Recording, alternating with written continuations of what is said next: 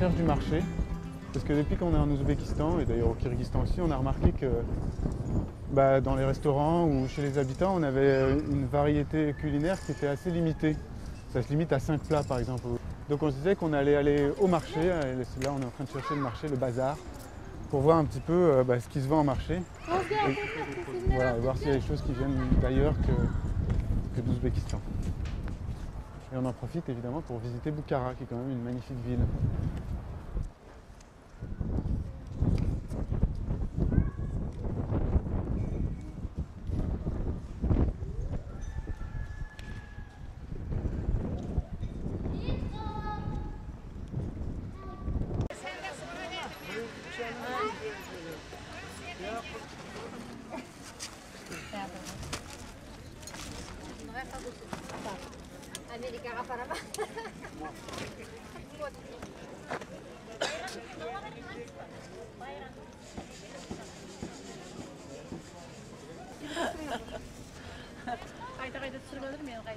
On a trouvé un petit marché, les gens sont très sympas.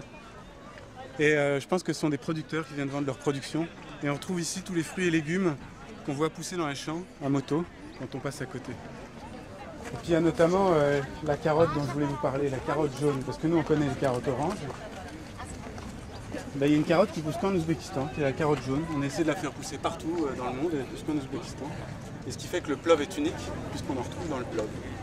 C'est le plat national, c'est-à-dire du riz, des légumes et un tout petit bout de viande.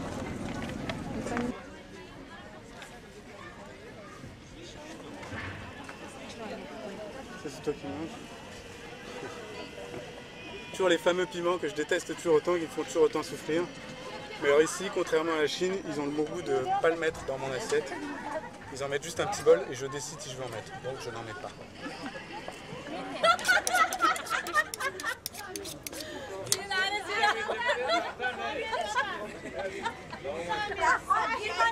J'ai pas trop envie de finir entre ces deux couteaux là. Parce que peut-être que je vais finir comme ça.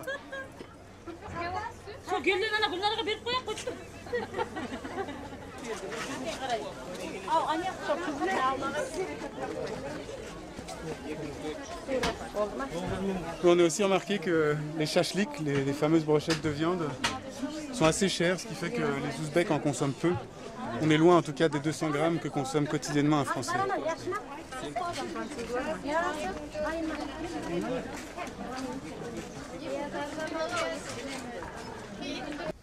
En sortant de ce marché, on se rend compte qu'il y a beaucoup plus de diversité ici que dans les montagnes au Kyrgyzstan, où ils avaient une production qui était la leur ou des villages voisins.